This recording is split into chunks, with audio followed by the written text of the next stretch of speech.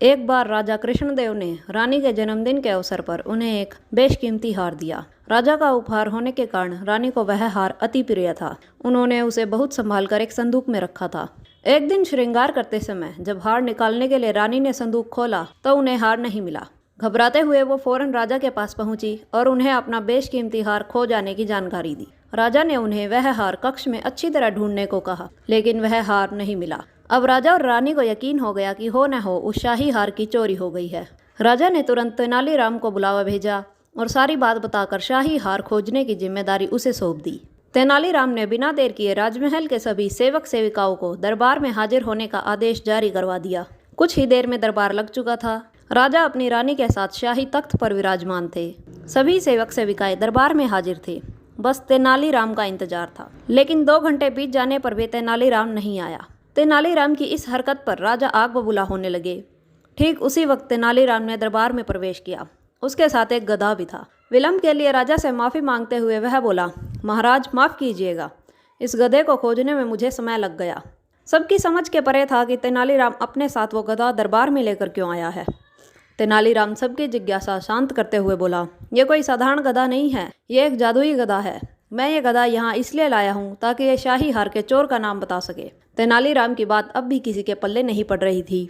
तेनालीराम कहने लगा, मैं इस जादुई गधे को पास ही के कक्ष में ले जाकर खड़ा कर रहा हूँ। एक एक कर सभी सेवक सेविकाओं को उस कक्ष में जाना होगा और इस गधे की पूंछ पकड़कर जोर से चिल्लाना होगा कि उसने चोरी नहीं की है। ध्यान रहे, आप सबकी आवाज़ बाहर सुनाई पड़नी चाहिए। अंत में यह गधा बताएगा कि चोर कौन है। तेनालीराम गधे को दरबार से लगे कक्ष में छोड़ आया और कतार बनाकर सभी सेवक सेविका उस कक्ष में जाने लगे। सबके कक्ष में जाने के बाद बाहर जोर से आवाज आती, मैंने चोरी नहीं की है। जब सारे सेवक सेविकाओं ने ऐसा कर लिया तो तेनालीराम गधे को बाहर ले आया। अब सबकी निगाहें गधे पर थी, लेकिन गधे को एक ओर खड़ा कर तेनालीराम एक विचित्र हरकत करने लगा। वह सभी सेवक सेविकाओं के पास जाकर उनसे हाथ आगे करने को कहता और उसे सूंघता। महाराज और रानी सहित सभी हैरान थे कि आखिर तेनालीराम ये कर क्या रहा है। तभी तेनालीराम एक सेवक का हाथ पकड़कर जोर से बोला, महाराज ये है शाही हार का चोर। तुम इतने यकीन से ऐसा कैसे कह सकते हो तेनालीराम? क्या इस जादुई गधे ने तुम्हें इस चोर का नाम बताया है? आश्चर्यचकित महाराज ने तेनालीराम से पूछा। तेनालीराम बोला, नहीं हुजूर, ये कोई जादुई गधा नहीं है, ये एक साधारण गधा है। मैंने बस इसकी पूंछ पर एक खास किस्म का इत्र लगा दिया था। जब सारे सेवक सेविकाओं ने इसकी पूंछ पकड़ी तो उनके हाथ में से उस इत्र की खुशबू आ गई, लेकिन इस चोर ने डर के कारण गधे की पूंछ पकड़ी ही नहीं।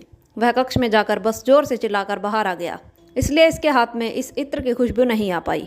इससे सिद्ध होता है कि यही चोर है। उस चोर को धमकाकर शाही हार बरामद कर लिया गया और उसे कठोर सजा सुनाई गई। इस बार तेनालीराम की अक्लमंदी की रानी भी कायल हो गई और उन्होंने राजा से कहकर तेनालीराम को कई उपहार दिलवाए।